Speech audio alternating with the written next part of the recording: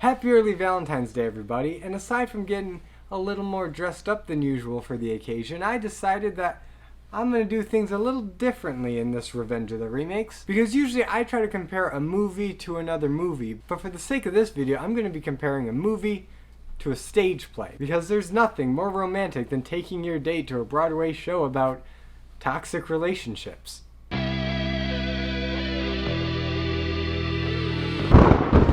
Revenge of the Remakes.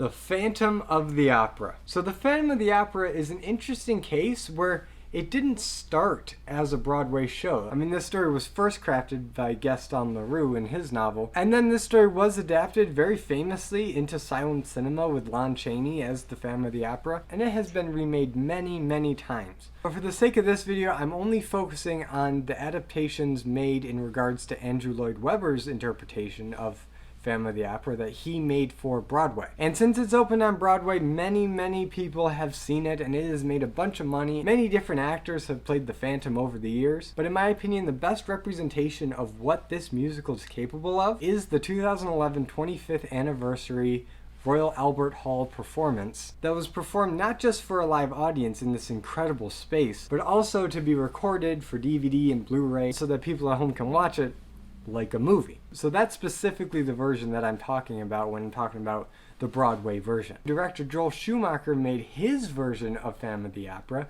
based on Andrew Lloyd Webber's play, to the reception of, let's say, mixed reviews. But regardless, it was a pretty big hit at the time, and is still pretty popular, being the only movie adaptation of Phantom that we have. So let's really break down these two versions. So both versions follow pretty closely to the story of the Phantom of the Opera that Andrew Lloyd Webber made. And for those of you who don't know the story, let me sum it up as quickly as I can. So the story centers around Christine Daae, a chorus girl whose famous violinist father just died recently. And when he died, he promised her that the angel of music would come to her and give her the gift of music and help her with her career and be very successful. Now, I'm pretty sure that her father meant this metaphorically, but she took it literally and has been actually taking lessons from someone claiming to be the angel of music. And based on the title, you can only guess who that is. So she's been taking lessons in secret, and nothing's really happening until the owner of the theater retires and hands off the reins to these two newcomers that honestly aren't very artistic. They're just in it for the business. So he causes an accident that makes the lead soprano Carlotta quit.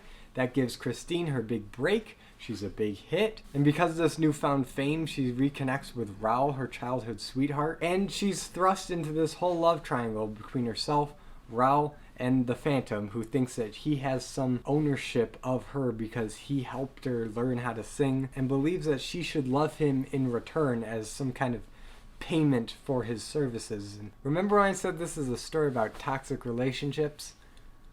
Yeah. So then the story progresses. They're trying to weed out the Phantom. Christine is forced to choose between the man who inspired her voice, but who embodies this unbridled artistic passion that every angsty 14-year-old boy thought he was the master of. In the other corner you have Raoul, who's admittedly a bit more boring, but he's more composed, he's more mature, he's responsible, he's got money, he's financially stable, and, you know, she has to choose between the two. It's a tale as old as time. And you know what? Phantom has to be my favorite Broadway musical ever. It's a great story about choosing maturity over toxicity, and it's the one musical that I can think of where every musical number, every scene is consistently building to that climax, where Christine is face to face with the Phantom and Raoul and has to make the choice of who she lives with, and how it plays out is just incredible. It's emotional. You really understand all three sides of the argument, and it makes Christine's character so much more than just your regular pretty and nice ingenue character. I mean, by the end of the movie, she's placed in a hostage negotiation situation. There's no better way to explain it. Someone's gonna die if she chooses wrong, and she has to make some very adult, mature, rational decisions in how to go about it. And in the end, true love conquers all. The Phantom sees the error of his ways, and he lets them live happily ever after so that he can just die alone and sad. But enough recap. Let's really look at what makes these two versions different and makes one succeed and one fail. And just another disclaimer where things may be a little different compared to my other videos. I usually try to get movies that are either better than the original or at least on the same level as the original, but tried something different. This comparison is going to be a trifle one-sided. I definitely think that the Broadway performance is in almost every way superior to the 2004 movie. But let's talk about why anyway. And let's start right in with how they changed the story. Now, in adapting something from the stage to a movie, changes need to happen. This is just inherent in adaptation. The Broadway formula with an overture and an intermission and an entr'acte and needing a big spectacle right before the intermission to, entice people, that doesn't really apply to a movie, at least not as literally. With a movie, you have a lot more freedom with the pacing and the arrangement of songs and where certain beats need to happen to drive the movie forward. Whereas on Broadway, you're a lot more restricted because there's a formula. There's a higher level of suspension and disbelief, so you got to do things to ground the story in some semblance of familiarity so the audience isn't just confused. Now, a normal overture usually plays out something like this. You get to the theater, the orchestra's warming up, people are finding their seats, the lights dim, and then boom, you have this big, brash overture as almost like a musical appetizer for the story you're about to see. And then when the overture ends, the curtain rises and you're in the story. The overture in the stage play is honestly one of the best crafted overtures that I've ever seen. Everyone's finding their seats, the orchestra's warming up, and then sold.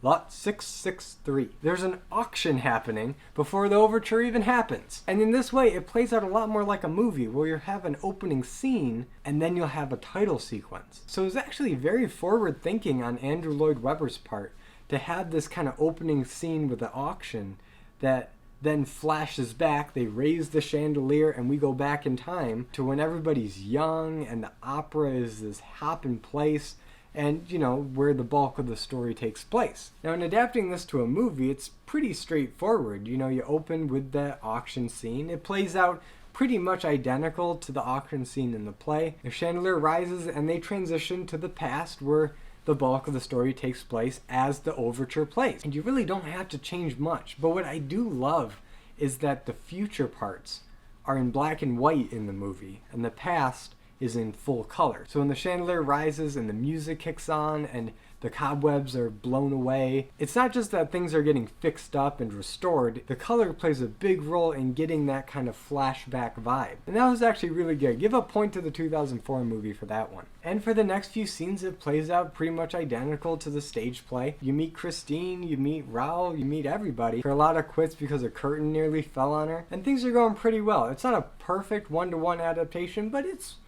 pretty close. Little artistic liberties here and there, but they're getting it. But then we come to the Angel of Music song, which is done well in both versions, and it's pretty much the same thing. Except in the movie, when they talk about her father and her past and her childhood, we actually get visuals to accompany the dialogue that we don't get in the play. And again, just being by nature a movie, you can do that. And that's one of the things that for me does make this movie watchable. The way they visualize some of the exposition, it does help the movie and adds a bit more to the lore of Phantom of the Opera than just exposition. But the one crime that these flashbacks to her childhood commit is that they cast Raymond Carmillo, I think that's how you pronounce his name, as Christine's father. Now, Raymond Carmillo I am going to be talking about later when I start comparing the Phantoms, because he actually was the Phantom of the Opera in the 25th anniversary.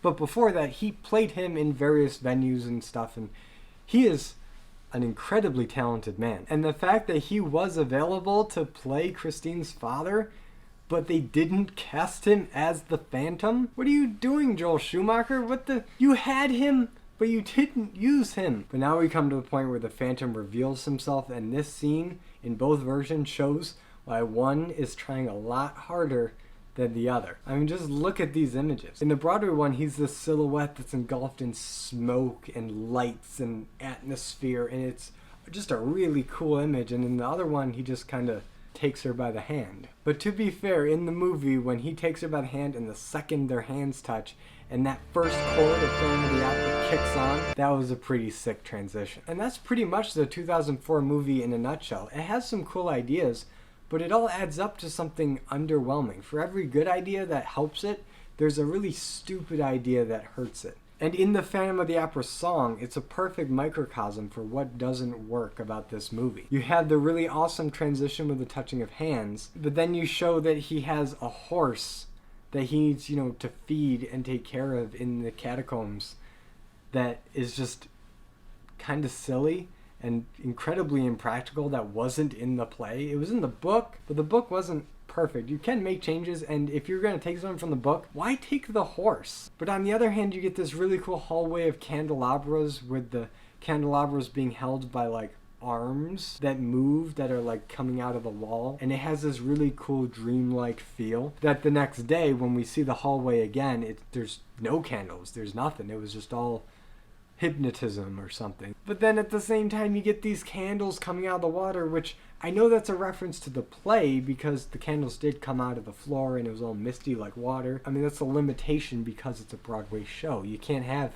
set pieces on stage all the time. They have to come from somewhere. But in the movie, it just doesn't make any sense. How are these candles lit when they're underwater?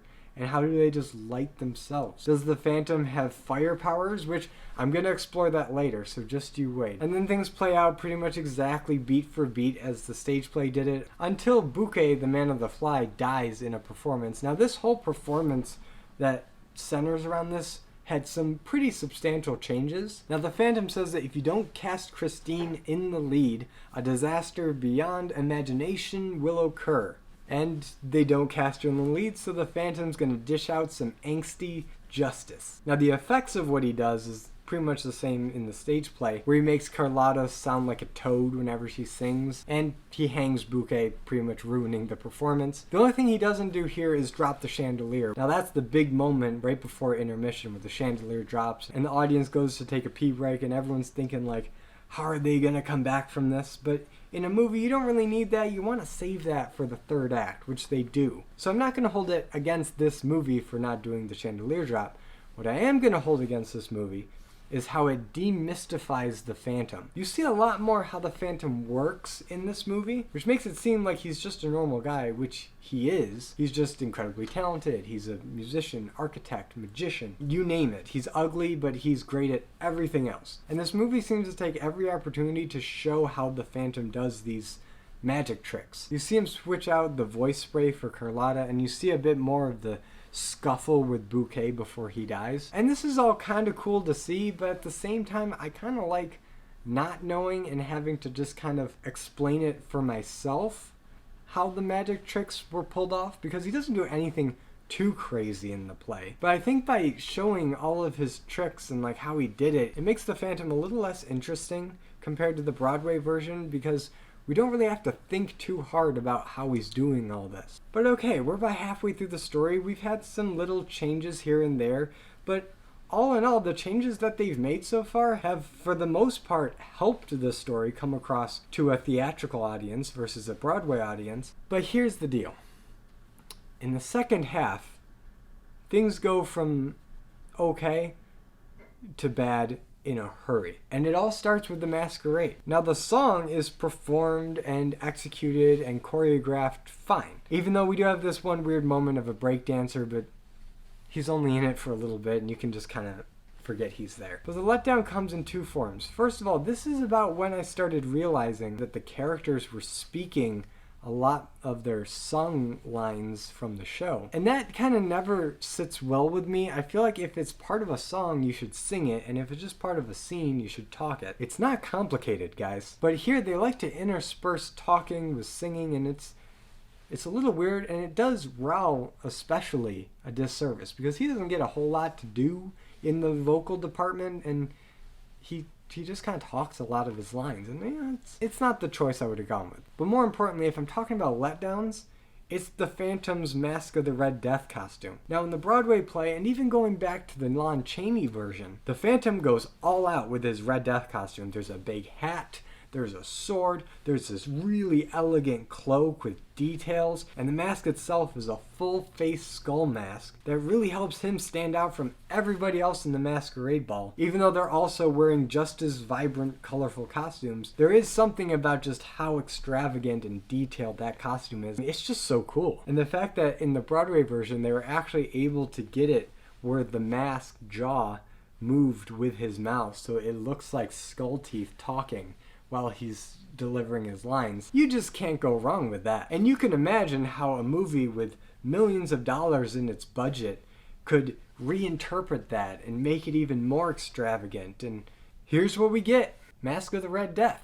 It's disappointing. And it's not just that this costume is so disappointing, it's so lazy. It doesn't even cover his full face. He doesn't have a hat. Maybe they're going more for the Don Juan look because this is where he presents his Don Juan Christine Phantom / fiction script. But they clearly tried to get some skull-like influence in the mask. And guys, what are you doing? Like, you have more money than the Broadway version. Why aren't you using it? And it's not just the Phantom's costume that's a letdown. It's honestly everybody else in the Masquerade is wearing black and gold. It's honestly very confusing because in the song they're talking about reds and yellows and greens and all these bright, vibrant colors. And in the play, we see it. We see all these really wacky, out there costumes, but in the movie everybody just either looks like a variation on Zorro or the Frank Gorshin aliens from Star Trek. Maybe Schumacher was trying to atone for his version of Two-Face, but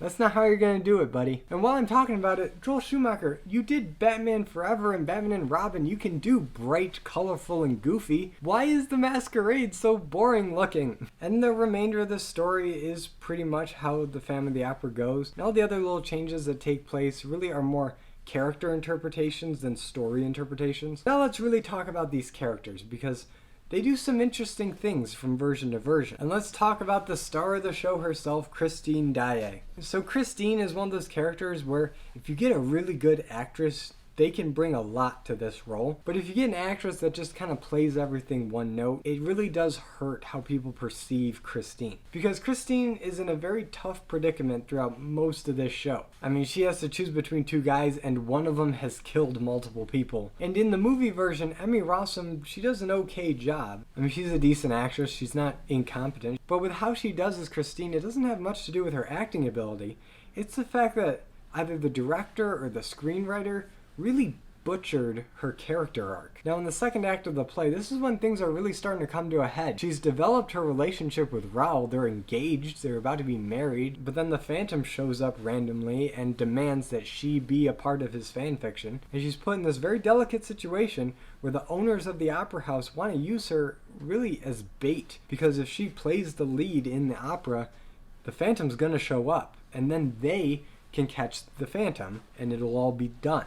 The problem is that she doesn't like the idea of being used as bait, and there are inherent dangers in that. And I haven't done the best to really describe the weight of this debate that's going on in her head, but it is explored, developed, and acted wonderfully in the 25th anniversary version by Sierra Burgess, to the point where she physically nearly collapses under the weight of all this pressure. And she's doing all this and nearly crying while still singing on key. And by the end of the song she says, no, I'm not going to do it. Even though in the very next scene you see her rehearsing with everybody else. Now that's kind of weird. If I'm being fair, the Broadway play isn't perfect because the order of these scenes I feel like got a little jumbled, because as it is, it's twisted every way. This rehearsal and then Wishing You Were Somehow Here Again, which is her big soliloquy about deciding to move on from all the pain of her father's death and all the hopes that she had with this angel of music that was promised. She's grown up,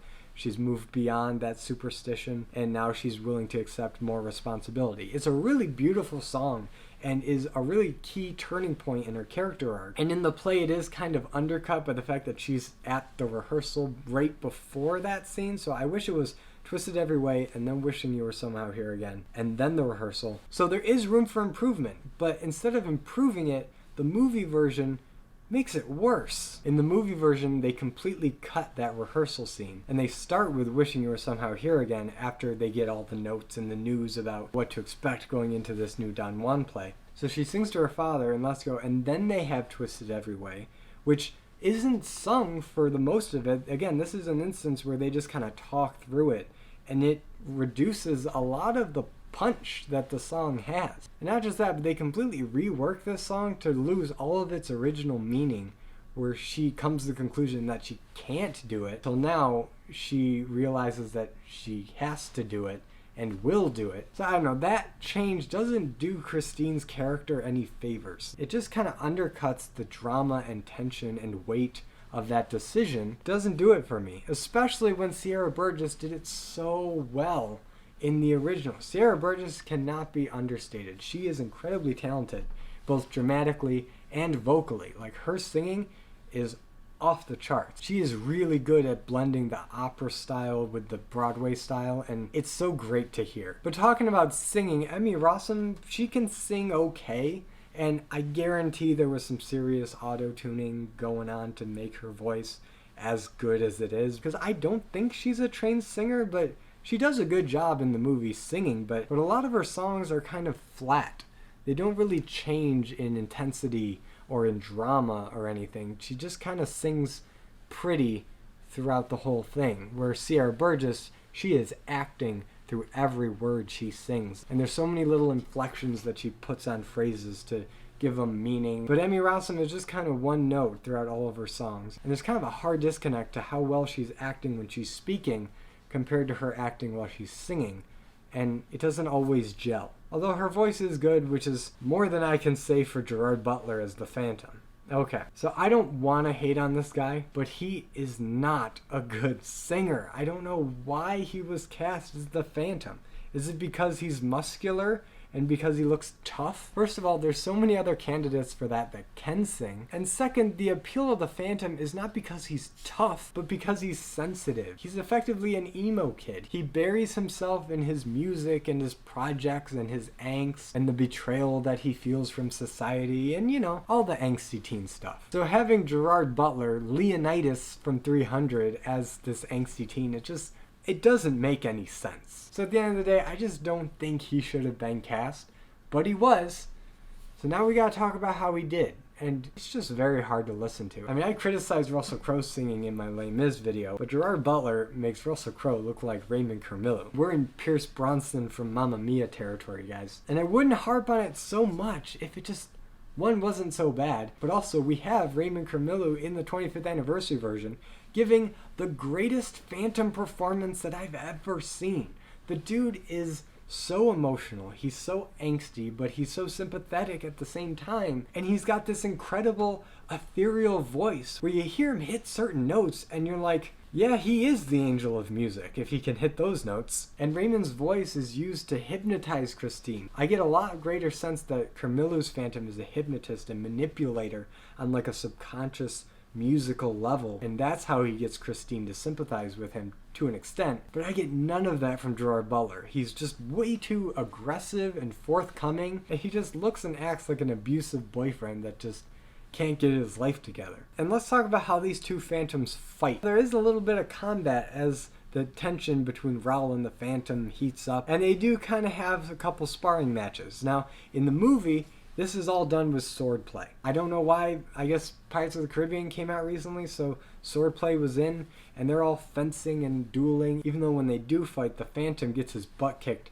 handsomely. So that does make him look a bit less threatening when he just straight up loses a one-on-one fight. But in the play, they're a lot more creative with this, because they play up the fact that he's a magician. They have him hurling fireballs down at Raoul, and Raoul and Christine just have to get out of there alive. So in that way, there's no real winner or loser. It's just kind of a stalemate and to be continued. And if the stage play can do fireballs, I don't see why a multi-million-dollar movie can't also do fireballs with, you know, modern 2004 special effects. Which, going back to the candles that are lit underwater, was that supposed to show us that the Phantom can kind of control fire or use fire in magic tricks to get the candles lit as soon as they come out of the water without him touching it? Because if so, why didn't you use it anywhere else in the movie? So yeah, suffice it to say, Raymond Carmillo's Phantom is superior in really every way. And that includes the deformity. Raymond Carmillo's Phantom, I mean, just look at it. It's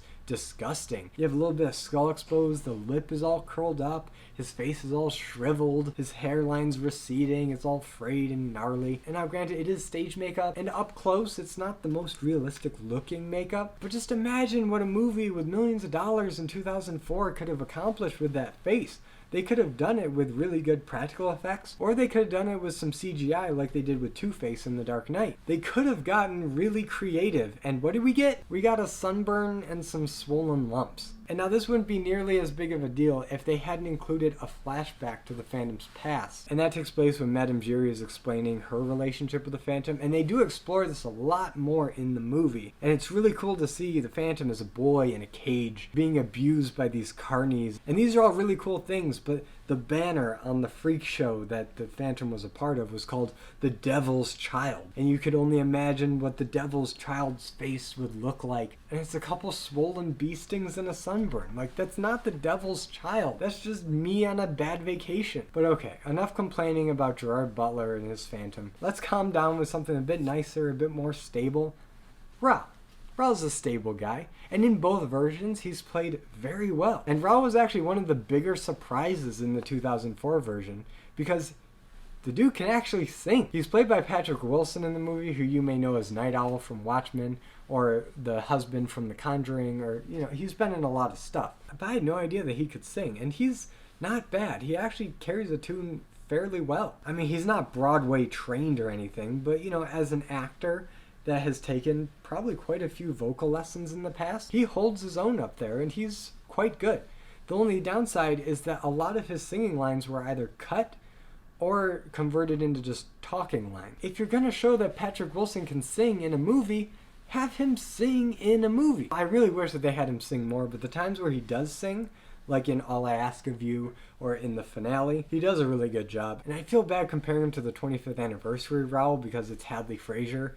And Hadley Fraser is also an incredible singer. The dude is really good. And not only does he sing all the lines that are meant to be sung, he brings his boyish charm and elegance and sophistication and stability to the role of Raoul, which is really important because, you know, it helps him contrast that of the Phantom. And Hadley Fraser knocks it out of the park. He was probably born to play Raoul. It just comes so naturally to him. And that's the same with pretty much every character in this movie. The Broadway ones are just better. They're better singers, and they're much better at blending the acting and emotion in their songs than their movie counterparts. And I do think there's a certain level of irony where you have someone like Andrew Lloyd Webber, who, in my opinion, is kind of overrated. Now, I love The Phantom of the Opera. It is my favorite Broadway musical, and I have him to thank for it.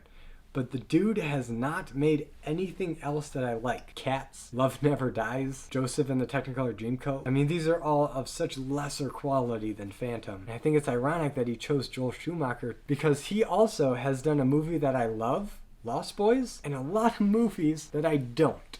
Like Batman Forever, Batman and Robin, The Wiz. So really, what can you expect when you have one one-hit wonder reach out to another one-hit wonder to direct his movie? And that's about all I have to say on that. But now I turn it over to you guys. What do you think about Phantom of the Opera? And if you have any interesting stories or experiences about seeing Phantom of the Opera in person, I would love to hear it, so comment below. And if you like this video, be sure to give it a like and subscribe for more content, and hit the notification bell to be notified every time I upload a video.